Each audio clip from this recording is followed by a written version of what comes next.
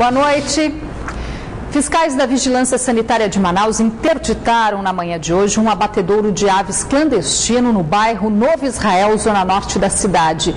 Durante a fiscalização foram encontradas 51 aves vivas e cerca de 150 quilos de resíduos do abate em um caminhão, prontos para serem descartados irregularmente. Foi por meio de denúncias que o Departamento de Vigilância Sanitária da capital localizou o abatedouro de aves clandestino que funcionava nos fundos dessa residência na zona norte da capital. Na qual seria vendida à população. Nesse local não oferece nenhum tipo de higiene sanitária para fazer esse tipo de abate. Nessas imagens gravadas pelos fiscais da Visa Manaus, é possível ver uma grande quantidade de restos dos animais na carroceria de um veículo. O abatedouro que foi lacrado estava com outra parte em construção, o que também chamou a atenção dos fiscais da Vigilância Sanitária do município. No local foram encontradas ainda pelo menos 51 aves que eram mantidas no quintal.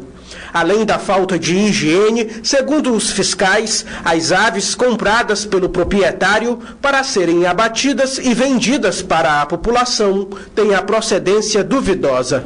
Um tipo de ave que ela já tem uma suspeita. Isso poderia causar um risco muito grande à saúde pública. E ainda falando em segurança alimentar, além da qualidade, outro problema é com relação à validade dos alimentos. Os médicos alertam que o consumo de produtos vencidos pode trazer sérios riscos à saúde. Mas é preciso ficar atento, pois às vezes o perigo pode estar camuflado por trás de grandes nomes de restaurantes e supermercados. Só na semana passada, a Vigilância Sanitária de Manaus apreendeu quase 20 toneladas de produtos vencidos que a qualquer momento poderiam parar na mesa do consumidor, encontrados até então em estabelecimentos fora de qualquer suspeita. Banquinha ou restaurante? No restaurante. Eu trabalho aqui no centro, prefiro restaurante. É mais seguro, você acha? Sem dúvida. Por quê? Porque é bem mais higiênico do que comer nesses bancos. Trabalhar com alimentação é coisa séria e, se for na rua, o cuidado deve ser redobrado.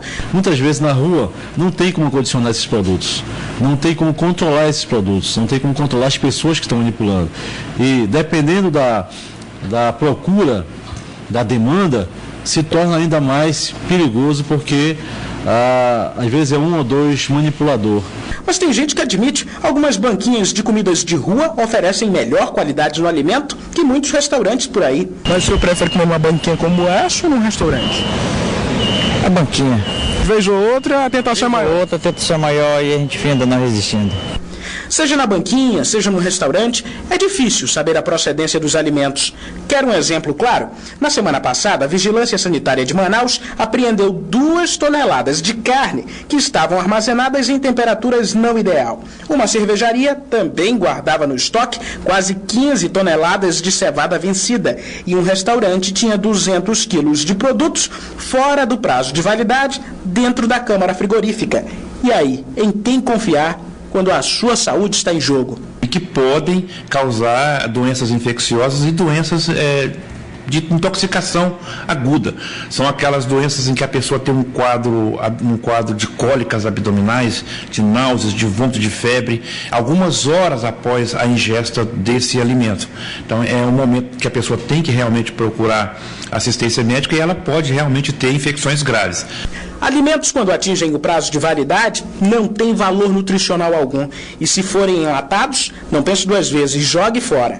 Dentre todas as doenças que podem ser transmitidas, a mais temida é o botulismo, que é uma doença potencialmente fatal. E ela é causada pela toxina de uma bactéria que pode se reproduzir dentro de enlatados. O ambiente com a ausência total de oxigênio é propício para essa bactéria, ela se reproduz, ela produz gases. E aí, com isso, o recipiente fica inflado como se fosse um balão. Ele fica estufado, como é na linguagem popular. No supermercado ou no restaurante, seja lá onde for que o produto vencido esteja, denuncie. Claro, nós temos o nosso Disque Visa, né?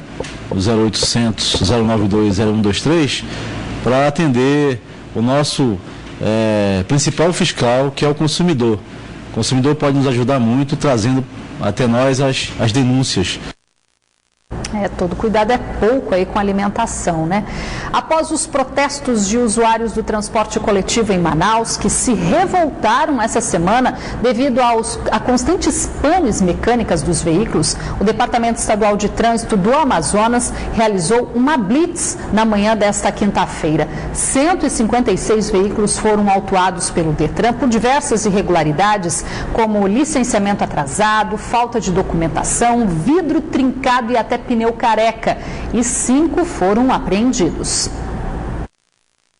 A blitz começou ainda na madrugada desta quinta-feira, como é possível ver nessas fotos enviadas pelo Detran. Agora, a fiscalização dos ônibus do transporte coletivo na capital será rotineira, de acordo com o Departamento Estadual de Trânsito.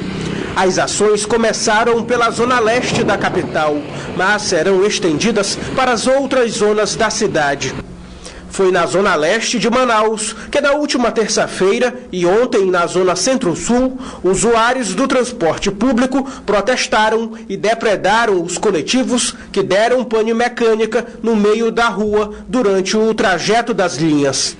De acordo com o diretor-presidente do Detran, além da falta de manutenção de muitos ônibus, também existem outras irregularidades que preocupam.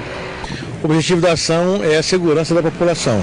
Nós tivemos aí nos últimos dias a população protestando porque foram deixados no meio da viagem, ônibus quebrado, sem segurança, sem item de segurança. Então, em virtude disso, nós vamos iniciar hoje, às 3 horas da manhã, a fiscalização próxima às garagens dos ônibus para justamente fazer a fiscalização na hora que eles estão saindo da garagem, sem passageiro, para não prejudicar a população. Agora, as irregularidades são muitas. Vai de licenciamento em atraso há muitos anos, como dos itens de segurança também, como pneus totalmente desgastados, para-brisas trincados, veículos sem lacre, veículo que não tem extintor de incêndio, enfim, veículos que as portas não fecham e não oferece segurança para quem está dentro do veículo, porque a porta ali é para fechar totalmente no caso de uma barroagem, ou no caso de uma frenagem, ou no caso de uma curva, a população não ser arremessada para a rua. As empresas dos ônibus que apresentaram irregularidades terão um prazo de 1 semana para se adequar.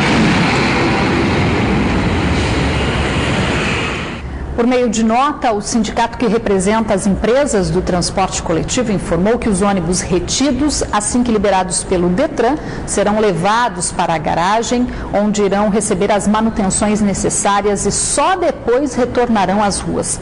Já os veículos autuados também já estão sendo regularizados junto ao órgão de trânsito. A Superintendência Municipal de Transportes Urbanos reforçou nesta quinta-feira a fiscalização aos mototaxistas que ainda circulam de forma irregular na capital, os chamados clandestinos. A ação é uma das reivindicações dos profissionais já regulamentados e que foi alvo de manifestações da categoria aqui na cidade. O desafio da Superintendência Municipal de Transportes Urbanos é tirar de circulação os mototaxistas clandestinos na capital. Na manhã de hoje, uma blitz da SMTU teve como alvo os mototáxis da zona leste da cidade e ocorre após vários protestos dos condutores que já foram selecionados no processo licitatório realizado pela Prefeitura. Esse mototaxista nem habilitado estava para conduzir a moto. Estou precisando trabalhar, mas eu já tenho curso de mototaxista já. Só que não é do estado de Rondônia. Aí eu estou pretendendo colocar na minha habilitação agora. E não foi apenas ele que deu justificativas à irregularidade. Esse outro condutor também não deve mais circular nas ruas da capital. Arrisca para poder tirar o sustento daqui. Essa moto foi abandonada pelo condutor, que também fazia corridas a poucos metros do ponto de fiscalização. A fiscalização está prevista na lei que regulariza o serviço de transporte de passageiros por mototaxistas em Manaus. Com a medida, o poder público tem a competência de permitir, fiscalizar e controlar o serviço. Ela está sendo intensificada. E daqui para frente vai ser, todos os dias a gente vai estar na rua coibindo os mototaxistas que são clandestinos. A regularização do serviço de mototaxistas na capital amazonense foi aprovada em agosto de 2013, mas desde 2009, uma lei federal já estabelecia entre os pré-requisitos para exercer a atividade ser maior de 21 anos, possuir carteira nacional de habilitação por pelo menos 2 anos na categoria A, ter sido aprovado em curso especializado pelo Conselho Nacional de Trânsito e atestado de bons antecedentes. É porque tem muitos mototáxis piratas aí que usam farda para fazer assalto, né? E acontece muitas essas outras coisas aí, né? E nós legalizando a pessoa, principalmente para as pessoas que pegam o mototáxi, né? Mais segurança, né? A licitação da Prefeitura da capital, ao todo, deve oferecer pouco mais de 3.000 vagas para permissionários. Na segunda etapa do processo, já existe uma lista de candidatos que vão disputar em sorteio as 1.635 vagas restantes.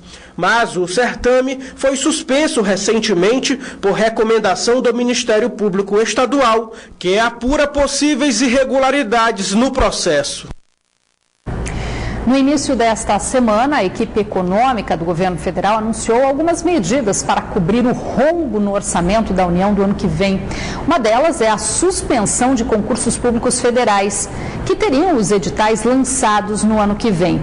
Em cursinhos preparatórios aqui de Manaus, muita gente não gostou da proposta.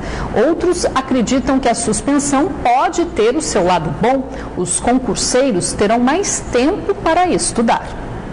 Este ano, o governo federal lançou mais de 100 editais de concursos públicos com a oferta de 40 mil vagas. Porém, diante do atual cenário econômico, o objetivo agora é conter gastos, economizar R$1 bilhão. Por isso, o governo quer adiar os concursos públicos federais do ano que vem.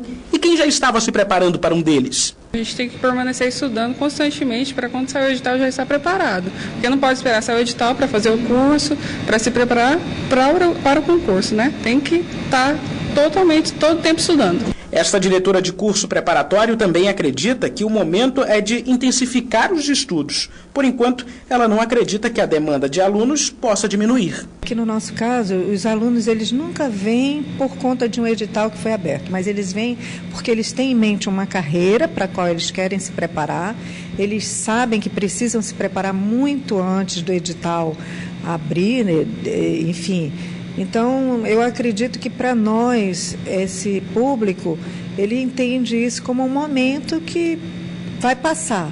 Mas nem todo mundo pensa assim. Essas medidas de austeridade apresentadas na semana passada pelo ministro da Fazenda, Joaquim Levy, colocam em xeque os concursos públicos federais com editais ainda não lançados para o ano de 2016. É claro que essas emendas ainda precisam ser aprovadas no Congresso Nacional, mas, desde o início, já gera uma série de especulações. Alguns estudantes, claro, desmotivados, esperavam pelo concurso. Empresários, donos de cursinhos, já acreditam que muitas salas de aula começarão a ficar vazias. É o caso de Ilcimar. O empresário já percebeu que desde a semana passada, quando as medidas foram anunciadas, houve um pequeno esvaziamento das turmas. Com certeza tem uma diminuição significativa, né? Porque o aluno passa a não acreditar mais naquele momento de concurso público, né? Ele ainda diz que geralmente o fim do ano já representa queda na procura por cursinhos, mas em 2015 teve um detalhe a mais: a crise econômica e agora a incerteza dos concursos. O resultado, nada positivo. A expectativa por aqui é de retração de 30%. O aluno, como ele fica desmotivado, o dinheiro que ele iria investir num cursinho, ele vai investir em um outro local, e é um erro. Né? É um erro porque o concurso ele vai ser realizado. Ele pode demorar 1 ano, 6 meses ou mais, mas o concurso vai ser realizado. Né? Porque o Brasil hoje está precisando de servidores. Vamos lembrar alguns dos principais concursos previstos para 2016. Receita Federal, Polícia Rodoviária Federal, Tribunal do Trabalho e algumas agências reguladoras da União. Estas e outras medidas de enxugar a máquina pública devem ser votadas ainda este mês pelo Congresso Nacional. Enquanto isso, não resta outra alternativa a não ser aproveitar o tempo para estudar. Então nós devemos aproveitar este momento para procurar um cursinho, procurar um preparatório, para justamente se preparar da melhor maneira possível. Estudar, passar, mas depois não adianta fazer greve também, né? Vamos agora conferir a previsão do tempo para esta sexta-feira, os detalhes no mapa.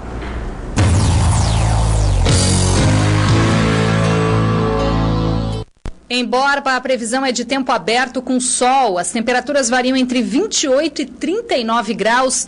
Em Atalaia do Norte, o tempo fica encoberto com chance de chuva fraca, mínima de 26 e a máxima pode chegar aos 33 graus. Em Manaus, a previsão para sexta-feira é de sol com poucas nuvens e as temperaturas podem variar entre 26 e 37 graus. Secretários municipais e a equipe econômica da Prefeitura de Manaus se reuniram hoje para definir novos cortes no orçamento do Executivo Municipal ainda deste ano. As informações com Orestes Litaif. A equipe econômica da Prefeitura de Manaus está articulando os cortes necessários ao governo municipal. O objetivo da equipe é apontar as válvulas de escapes da verba pública. A nova medida de corte deve ser anunciada pelo prefeito de Manaus ainda este mês. Ele que está em viagem à Europa, participando de uma premiação junto com representantes do Sebrae. E nesse período, quem está tomando de conta, quem está à frente da Prefeitura de Manaus é o presidente da Câmara, vereador Wilker Barreto, que está ao meu lado e vai dar mais detalhes sobre esse novo corte na Prefeitura. Por que é necessário fazer esse novo ajuste fiscal? Infelizmente, é sabedor de toda a população manauara do Brasil que o orçamento público vem despencando de forma muito rigorosa. Já existe, pela equipe financeira da Prefeitura, a estimativa de um orçamento para o ano que vem 500 milhões menor do que esse ano, imagina. Então, o prefeito orientou, na sua ausência, a continuidade dos estudos para um novo realinhamento da máquina municipal, para, com isso, diminuir o custeio e continuar na linha de investimento. Mesmo que haja algumas demissões? Olha, inicialmente o prefeito vai priorizar custeio, continuar diminuindo frota, continuar diminuindo combustível, ou seja, enxugar ao máximo as gorduras. Já é a segunda intervenção que faz o prefeito na gestão. É sabedor que Brasil afora você vê governos não conseguindo mais pagar a folha em dia, ou seja, graças a Deus o governador José Melo e o prefeito Arthur Vigílios estão juntos, imbuídos nessa diminuição do custeio para aumentar o investimento. Então é acertada a medida da prefeitura e quando o prefeito voltar de viagem anuncia esse novo pacote. Ok, muito obrigado por suas informações, vereador Wilker. Olha, lembrando que esse novo ajuste fiscal deve ser apreciado pelo prefeito de Manaus e aí depois encaminhado à Câmara de Vereadores, onde deve ser aprovado. Orestes Litaif para o Band Cidade. Um menino de 13 anos foi eletrocutado agora à tarde durante uma brincadeira em cima de uma laje na Vila Marinho, bairro Compensa, zona oeste de Manaus. De acordo com o Corpo de Bombeiros, ele teria tentado estender uma barra de ferro que acabou tocando sem querer na fiação elétrica. A Secretaria Municipal de Saúde informou que a criança foi socorrida com vida pelo SAMU e encaminhada para o pronto-socorro da criança da zona oeste. A Secretaria de Segurança Pública do Estado do Amazonas instituiu hoje o Comitê Integrado de Segurança Pública, que reúne 32 órgãos das esferas municipal, estadual e federal. O comitê tem como foco o combate à criminalidade em todo o estado. Esta é a primeira reunião do Comitê Integrado de Segurança Pública, que abrange as esferas do Poder Executivo Municipal, Estadual e Federal. O CISP é composto por 32 órgãos, entre eles as Forças Armadas, Polícia Federal, Tribunal de Justiça, Secretaria de Segurança Pública do Amazonas e Guarda Municipal.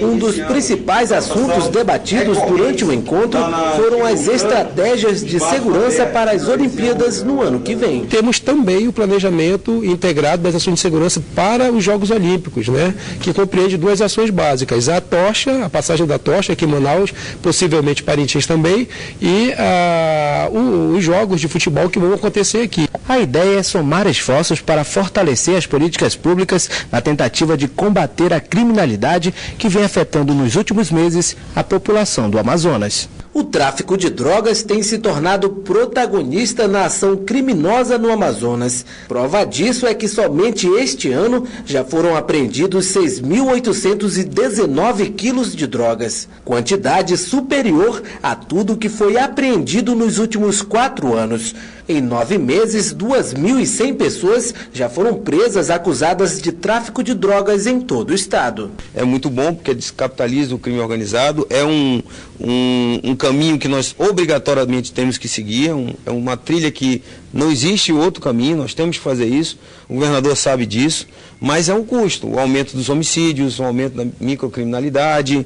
A Secretaria de Segurança Pública também apresentou dados referentes a homicídios em Manaus, um tipo de crime que cresceu bastante nos últimos meses.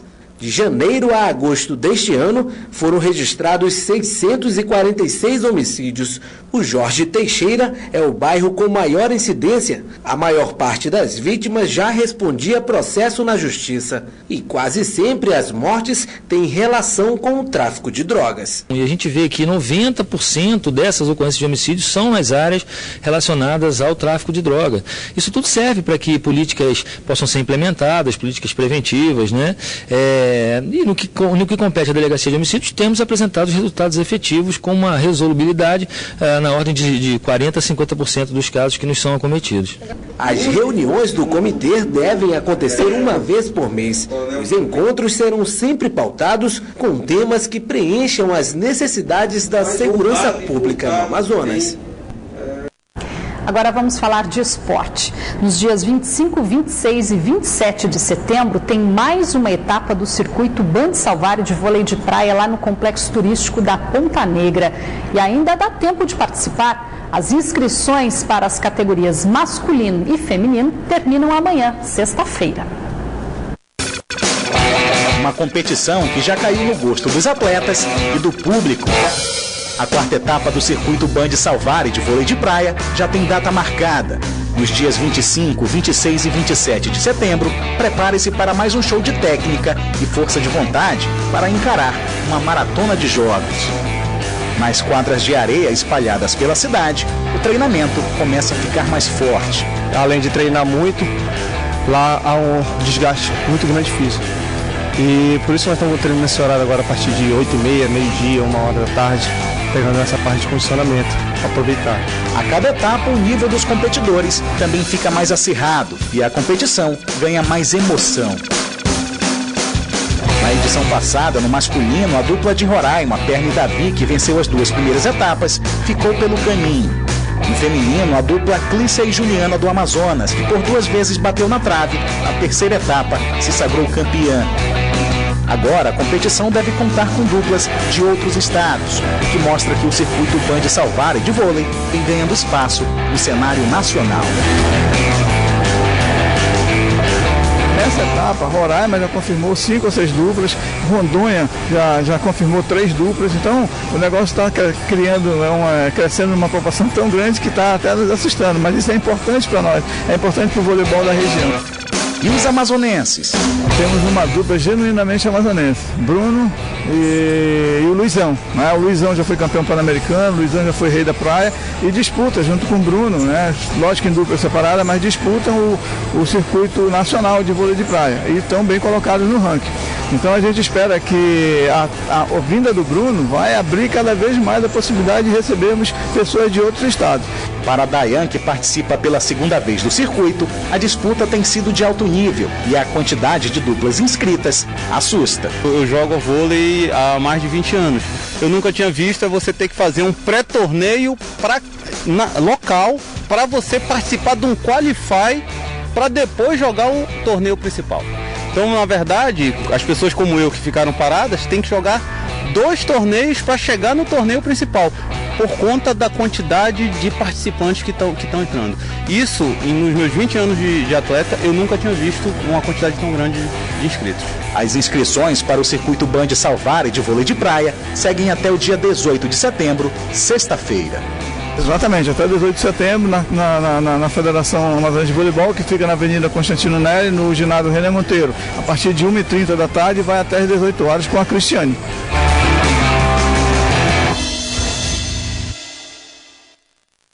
Aí, tá dado o recado. O Band Cidade fica por aqui. Para rever esta edição, acesse band.com.br/Amazonas. E não se esqueça que você também pode acompanhar a nossa programação pelas redes sociais. Logo após o endereço eletrônico do Facebook e do Twitter, escreva Band Amazonas e curta lá a nossa fanpage. Logo depois da propaganda política obrigatória, você acompanha os principais assuntos do dia no Brasil e no mundo, no Jornal da Band. Uma boa noite para você, obrigada pela companhia. A gente volta a se encontrar amanhã, 6:50 da noite. Até lá!